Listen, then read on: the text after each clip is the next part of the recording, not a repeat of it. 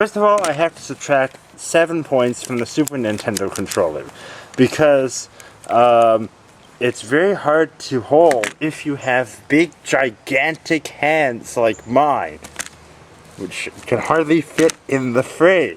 While the Sega Genesis controller feels very nice as you have big, gigantic hands like mine. Now, mind you that these game consoles were normally marketed towards younger audiences, but I have to say that a lot of the games still hold up for older audiences who want to play these game consoles, and so bigger is better.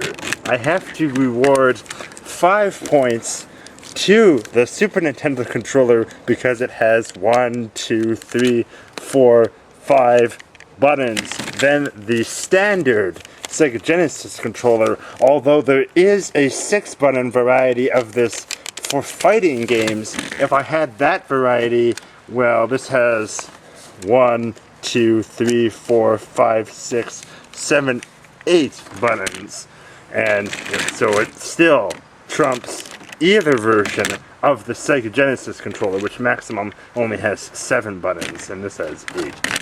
I guess that would be because of the select button.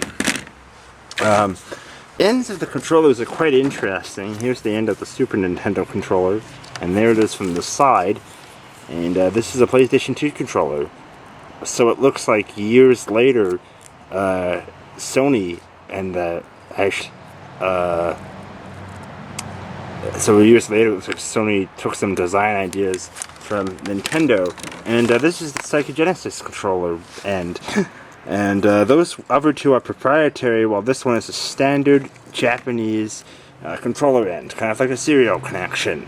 That's important because Sega Genesis controllers also work without modifications in the Atari 2600.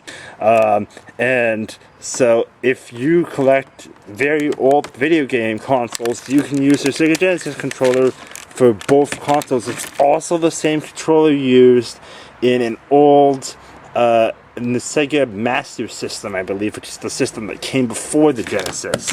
So this controller is a lot more universal than this.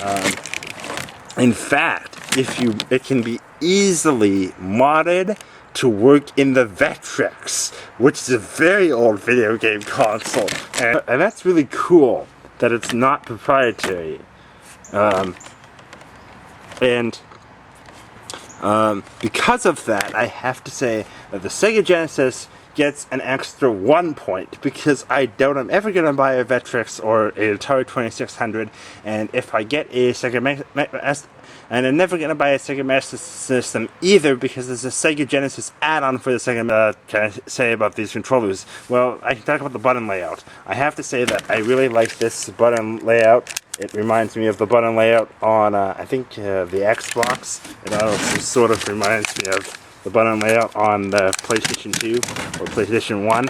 I have to say that I prefer the shoulder button, so I'm going to give an extra 5 points to that. And the Sega Genesis, I don't really like the button layout too much. Though I do like the size of the buttons.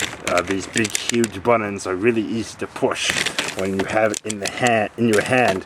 I also have to say I like the D-pad. I'm going to give another 5 points to that.